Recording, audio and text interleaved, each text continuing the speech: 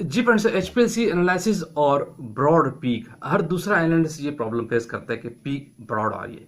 क्या कॉजेज है इस ब्रॉड पीक के पीछे और इसके सॉल्यूशंस क्या हैं, आज की वीडियो में आपको ये डिस्कस करता हूँ, बताता हूँ कि इसको आपने किस तरह इस प्रॉब्लम को सॉल्व करना चाहिए और सेकंड आपकी डायरेक्शन कहाँ जानी चाहिए जब पीक ब्रॉड का फिनोमेना आपके सामने आओ, ये केस आपके सामने आ रहा हो। तो आगे चलने से पहले आप देख रहे हैं मेरा चैनल वॉइस ऑफ कियानी और मैं सफदर खान कियानी। एक बटन दबा के अपने चैनल लाजमी सब्सक्राइब करना है। इन दी एंड अक्सर आप लोग भूलते हैं, ताकि ऐसी टेक्निकल वीडियोस आप तक पहुंचती रहे। अच्छा फ्रेंड्स, सबसे पहला पॉइंट डिस्कस करते हैं कि ब्रॉड पीक के पीछे कॉजेज क्या है और आपको क्या करना चाहिए। उसमें पहला रोल है मोबाइल फेस की कंपोजिशन का। जब आपकी ब्रॉड पीक आ रही हो ना, तो आप मोबाइल फेस की कंपोजिशन पे गौर क्या करें। It means you need to increase the buffer ratio. आपको अपने मोबाइल फेस में बफर को ऐड करना होगा। बफर का बहुत बड़ा रोल है। अगर आप मोबाइल फेस में ऐसा यूज करें तो बफर है ही नहीं, तो आपको बफर की कंपोजिशन वाले मोबाइल फेस की तरफ जाना पड़ेगा, या आप बफर के रेशो को इंक्रीज करें, तो ये ब्रॉड पीक वाला केस नॉर्मली सोल्व जाता है। इसके जो दूसरा फैक्टर वो है leaks between detector and column. Column से डिटेक्टर तक का जो ट्यूबिंग के एरिया है, वहां पे कई लीक्स है, उसको आप चेक किया करें। उस एरिया में जब लीक्स आती है, स्लो लीक्स होती है, इससे भी आपकी पीक ब्रॉड होने के चांसेस बढ़ते हैं। आपकी डायरेक्शन वहां जानी चाहिए। तीसरा इंपॉर्टेंट पॉइंट है फ्लो रेट का। यानी आप बहुत ही ज्यादा फ्लो रेट पे काम कर रहे हैं, मे बी कि आप 0.5 ml पर मिनट पे काम कर रहे हो, 0.8 ml पर मिनट पे काम कर रहे हो। You need to increase your flow rate as per the compound. हो सकता है उस कंपाउंड को नीड हो कि वो हाई फ्लो रेट पे अच्छी पीक शार्पनेस की तरफ जा रहा हो, तो इसलिए फ्लो रेट को भी आपने कंसिडर करना है। हो सकता है आप बहुत कम फ्लो रेट पे काम कर रहे हैं, फ्लो रेट इंक्रीज करके देखें, ब्रॉड पीक का फिनोमेना कम हो जाएगा। एक चीज और है बड़ी इंपॉर्टेंट, वो है लॉन्ग ट्यूबिंग यूज कर रहे हैं आप बिटवीन कॉलम एंड डिटेक्टर। यानी कॉलम से लेकर ये डिटेक्टर वाले पॉइंट को बड़ा फोकस कर रहे हैं, बहुत इंपॉर्टेंट एरिया।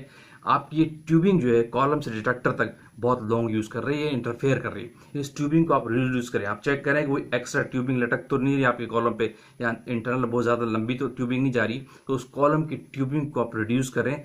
चांसेस होते हैं, बल्कि मैक्सिमम चांसेस होते हैं कि ब्रॉड पीक का केस आपका सॉल्व हो जाए। यहाँ एक और चीज बड़ी इंपॉर्टेंट और भी है, reduce internal diameter of the tubing का। जो आप ट्यूबिंग यूज कर रहे हैं उसके डायमीटर पे भी गौर करें समटाइम, क्योंकि वैसे तो ट्यूबिंग का डायमीटर डिपेंड करता है। जैसे शिमार्जो का ब्रांड है, उसका डायमीटर ज्यादा होता है एज कम्पेयर टू वॉटर्स का जो ब्रांड है, उनकी ट्यूबिंग का डायमीटर थोड़ा कम होता है।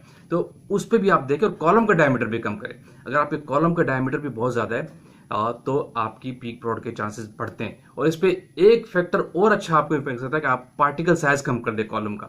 यानी आप 10 माइक्रोन पे काम कर रहे हैं तो 5 माइक्रोन पे आ जाए। ये बहुत बड़ा रोल अदा करता है आपके पीक शार्प होने में। ब्रॉड पीक वाला प्रॉब्लम आपका सोल्व हो जाएगा।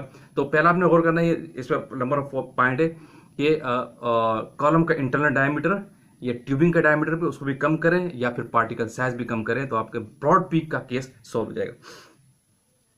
एक और चीज यहाँ पे डेफिनेटली वो है, जाहिर है कॉलम कंटामिनेट्स। हो सकता है आपका कॉलम बहुत ज्यादा कंटामिनेटेड हो, ओवरलोड हो आपका कॉलम जो ब्रॉड पीक शो कर रहा है। You need to change your column. हो सकता है आप कॉलम को चेंज करना पड़े, या फिर आप अपना माइक्रोलीटर कम कर, जो इंजेक्शन वॉल्यूम आप दे रहे हैं 20 माइक्रोलीटर दे रहे हैं, 30 माइक्रोलीटर या 10 माइक्रोलीटर दे रहे हैं, उसको कम करके देखें, लेकिन डिटेक्शन लिमिट में होना चाहिए। तो उससे बहुत बड़ा फर्क पड़ता है कि आपकी पीक शार्प हो जाए, ब्रॉड पीक का प्रॉब्लम सोल्व हो जाता है। जब आपका कॉलम कंटेमिनेटेड हो, चेंज कर दें, या तो फिर माइक्रोलीटर कम करके देखें, इससे आपका प्रॉब्लम सोल्व हो जाएगा, पीक शार्प हो जाएगी।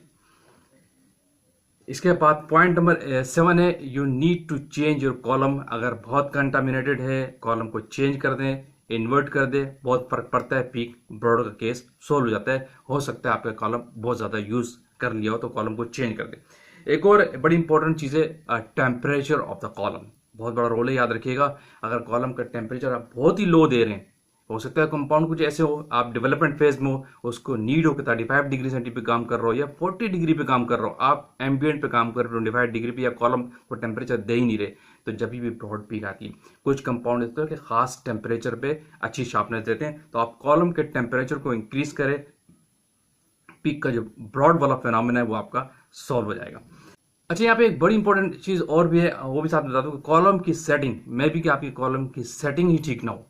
सेटिंग्स पे मींस जो टेक्निकल लोग आके सेट करते हैं, आउटसोर्स सर्विसेज लेते हैं, उनसे कंसल्ट कर लें कि कॉलम की सेटिंग, डिटेक्टर कॉलम की सेट है या नहीं है, उस पर भी गौर किया करें। अगर वो सेटिंग ठीक नहीं है तो भी आपकी पीक ठीक नहीं आएगी, पीक ब्रॉड की तरफ चली जाती है, एनालिसिस पे आपकी इफेक्ट कर सकती है। क्लियर फ्रेंड्स, ये कुछ इंपॉर्टेंट 8 से 9 पॉइंट है। जब भी ब्रॉड पीक का फिनोमेना है, इन चीज़ों को हमेशा ध्यान में रखो। मेरे वीडियो का पर्पस ये होता है कि वो इंपॉर्टेंट पॉइंट आपको बताऊं कि जो HPLC ट्रबल शूटिंग प्रॉब्लम आप फेस करते हैं उनके और उनके सोल्यूशन में भी साथ में डिस्कस करता हूं, आपकी डायरेक्शन में कन्वर्ट करता हूं कि आप इस चीज़ को और किया करें जब भी इस तरह के प्रॉब्लम्स आए। वीडियो पे एंड करते हो ऑफोर्डेबली आपने लाइक किए, अगेन कहूंगा शेयर कीजिए, कमेंट्स कीजिए, और जो लोग चैनल पे न्यू है अगेन सब कहूंगा लाजमी सब्सक्राइब कीजिए ताकि ऐसी टेक्निकल वीडियोस आप तक पहुंचती रहे। Thank you for watching. अल्लाह हाफिज़।